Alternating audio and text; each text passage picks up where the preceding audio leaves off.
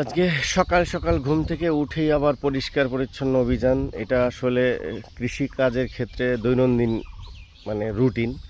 এইদিকে একেবারে জঙ্গলের মতো করে ফেলেছি, যদিও এটা জঙ্গল না, এখানে কেটে ভুড়িয়েছি, এক জায়গায় গুছিয়ে রেখেছি। সেটা হচ্ছে এই যে কর্নারের যে আমার গাছটা ছিল, গোড়া লেবু গাছটা এই জায়গাটা একেবারেই জঙ্গল হয়ে যাচ্ছিল, দেখতে খুব বাজে লাগতেছিল। যার কারণে সকাল সকাল ঘুম থেকে উঠেই এই পরিষ্কার পরিচ্ছন্ন অভিযান চালিয়েছি।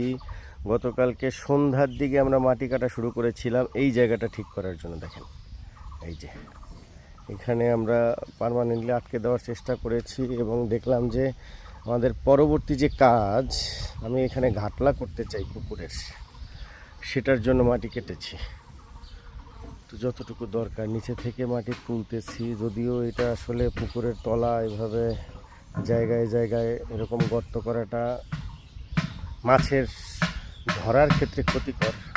তারপরে এটাকে আবার আমরা ফিনিশিং লাইনে পৌঁছে দিব। আমাদের কাজটা শেষ করার পরে এটাকে মাটিটা যাতে ওরকম উঁচু নিচু না থাকে খুব বেশি, সেটা আমরা ঠিক করে ফেলবো আশা করছি কাজ শেষ করার পরে।